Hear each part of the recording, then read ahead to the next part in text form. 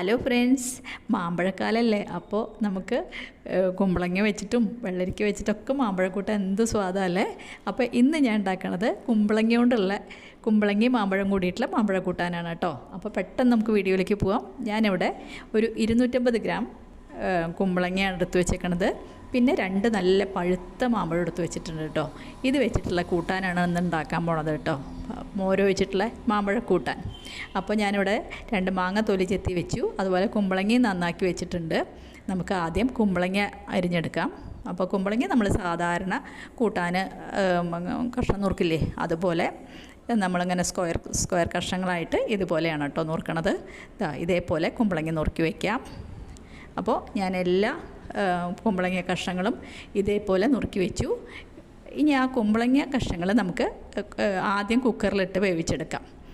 മാങ്ങയും കൂടി ഇട്ട മാങ്ങ വല്ലാണ്ട് ഉടഞ്ഞു പോവും. അത് കാരണം ആദ്യം നമുക്ക് കുമ്പളങ്ങ വേവിച്ചെടുക്കാം. കുമ്പളങ്ങ വേവിക്കാൻ വേണ്ടിയിട്ട് ഒരു 1/4 ടീസ്പൂൺ മഞ്ഞൾപ്പൊടിയും 1 ടീസ്പൂൺ മുളക് പൊടിയും 1 ടീസ്പൂൺ ഉപ്പും ഇട്ട് കൊടുത്ത് 1 ഗ്ലാസ് വെള്ളം ഒഴിച്ചു കൊടുത്തു കേട്ടോ. എന്നിട്ട് കുക്കർ അടച്ച് നമുക്ക് 1 വിസിൽ കൊടുക്കാം. അപ്പോഴേക്കും നമുക്ക് മാങ്ങ അരിഞ്ഞ് വയ്ക്കാം. മാങ്ങ ഇങ്ങനെ പൂളിയിട്ട് നമ്മൾ സാധാരണ കൂട്ടാൻ മാങ്ങ കൂട്ടാൻ നുറുക്കില്ലേ, അതേപോലെ അതിൽ ഇതേപോലെയാണ് കേട്ടോ. 2 ഭാഗം പൂണ്ടെടുത്തു. എന്നിട്ട് ഇങ്ങനെയാണ് അരിഞ്ഞത്. നീളത്തിലുള്ള കഷ്ണങ്ങളായിട്ട് അരിഞ്ഞെടുത്തു കേട്ടോ. അപ്പോഴേക്കും വിസിൽ വന്ന് പ്രഷറൊക്കെ പോയി കുക്കറിൻ്റെ. ഇനി കുമ്പളങ്ങ നന്നായി വെന്തിട്ടുണ്ട്. അതിലേക്ക് നമ്മൾ മാങ്ങയുടെ കഷ്ണങ്ങളും ഇട്ട് കൊടുക്കാൻ പോവാണ്. അപ്പോൾ മാങ്ങ നുറുക്കി വെച്ചത് കുക്കറിലേക്ക് ഇട്ട് കൊടുത്തു. പിന്നെ അതിൽ ഒന്നും ചേർക്കേണ്ട ആവശ്യമില്ല, ഉപ്പും മുളകൊന്നും നേരത്തെ ചേർത്തല്ലോ. അപ്പോൾ അത് അടുപ്പത്ത് വെച്ച് നന്നായി തിളച്ചു. അതിലേക്ക് നമ്മൾ 1 കഷ്ണം ശർക്കരയാണ് ഇട്ട് കൊടുക്കുന്നത് കേട്ടോ. ഒരു ചെറിയ അച്ച് ശർക്കരയില്ലേ, അതാണ് ഇട്ട് കൊടുക്കുന്നത്. അത് മാങ്ങയുടെ പുളി അനുസരിച്ച് കൂട്ടും കുറയ്ക്കുകയൊക്കെ ചെയ്യാം. അപ്പോൾ ശർക്കര ചേർത്ത് കൊടുത്തു. ഞാനിവിടെ 1 സ്പൂൺ ജീരകവും 1 ചെറിയ കപ്പ് നാളികേരം എടുത്ത് വെച്ചിട്ടുണ്ട്. അതൊന്ന് നന്നായിട്ട് അരച്ചെടുക്കണം. അപ്പോൾ മിക്സിയുടെ ജാർ എടുത്ത് വെച്ചു. അതിലേക്ക് ആദ്യം ജീരകം ഇട്ട് കൊടുത്തിട്ട് നാളികേരവും ചേർത്ത് കൊടുത്തു. ഇനി നമുക്ക് നന്നായിട്ട് അരച്ചിട്ട് വരാം. നല്ല പേസ്റ്റ് പോലെ അരയ്ക്കണം കേട്ടോ. അപ്പോൾ ഞാൻ നാളികേരം അരച്ച് വെച്ചു. ഇനി നമുക്ക് തൈര് എടുത്ത് വെച്ചിട്ടുണ്ട്. 1/2 കപ്പ് തൈരാണ് എടുത്ത് വെച്ചിട്ടുണ്ട്. അധികം പുളിയില്ല കേട്ടോ. അപ്പോൾ 1/2 കപ്പ് തൈരൊന്ന് നമുക്ക് അടിച്ച് വയ്ക്കാം, അല്ലെങ്കിൽ അത് പിരിഞ്ഞ പോലെ ഇരിക്കും കൂട്ടാനിൽ ഒഴിക്കുമ്പോഴേ. അപ്പോൾ ഞാൻ അതൊന്ന് കറക്കി വെച്ചു കേട്ടോ.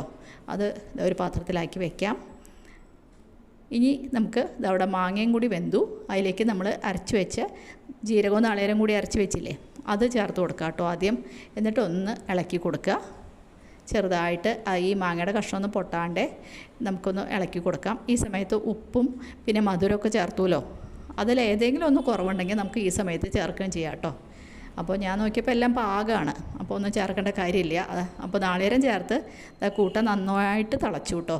അതിലേക്ക് ഞാൻ അടിച്ചു വെച്ച് തൈര് ചേർത്ത് കൊടുത്തു. ഇപ്പോൾ സ്റ്റവ് ഞാൻ സിമ്മിലേക്ക് ആക്കി വെച്ചു. ഇനി അധികം വല്ലാണ്ട് തിളച്ച് ഇതാവേണ്ട ആവശ്യമില്ല. തൈര് ചേർത്ത് കഴിഞ്ഞാൽ ഒന്ന് ഇളക്കി കൊടുക്കുക. എന്നിട്ട് ചെറുതായിട്ടൊരു തള വരുമ്പോൾ നമുക്ക് വാങ്ങി വയ്ക്കുക കേട്ടോ. ഈ സമയത്ത് ഉലുവ വറുത്ത് പൊടിച്ചിരിക്കുന്നുണ്ട്. അപ്പോൾ അതിൽ നിന്ന് ഒരു 1/4 ടീസ്പൂൺ ഉലുവപ്പൊടി കൂടി ചേർത്ത് കൊടുത്തു. ഞാൻ കൂട്ടാൻ തയ്യാറായി വാങ്ങി വെച്ചു. ഇനി നമുക്ക് നന്നായിട്ടൊന്ന് വറുത്തിടാം. അപ്പോൾ അടുപ്പത്ത് ഒരു പാൻ വെച്ചിട്ട് അതിലേക്ക് ഒരു 2 ടീസ്പൂണോളം വെളിച്ചെണ്ണയായിട്ട് ഒഴിച്ചു കൊടുത്തത്. 2 വറ്റൽമുളക് ഇട്ട് കൊടുത്തു. പിന്നെ 1 സ്പൂൺ ഉലുവ ചേർത്ത് കൊടുത്തു. ഉലുവ ഒന്ന് മൂത്ത് വരുമ്പോൾ അതിലേക്ക് നമ്മൾ 1 സ്പൂൺ കടുക് ചേർത്ത് കൊടുത്തു. കടുക് നന്നായിട്ട് പൊട്ടിക്കഴിഞ്ഞിട്ട് നമുക്കതിലേക്ക് നല്ല ഫ്രഷായിട്ടുള്ള കുറച്ച് കറിവേപ്പില ചേർത്ത് കൊടുക്കാം. അപ്പോൾ കറിവേപ്പില ഞാൻ അതിലേക്ക് ഇട്ട് കൊടുത്തു കേട്ടോ.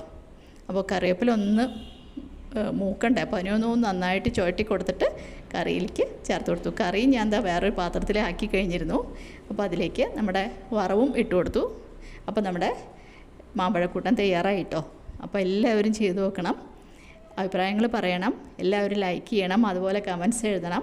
ആരെങ്കിലും എൻ്റെ ചാനൽ ആദ്യമായിട്ട് കണ്ടെങ്കിൽ ഒന്ന് സബ്സ്ക്രൈബ് ചെയ്യണം കേട്ടോ.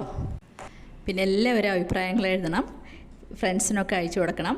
ഇനിയൊരു പുതിയ വീഡിയോ ആയിട്ട് നമുക്ക് അടുത്ത് തന്നെ കാണാം. താങ്ക്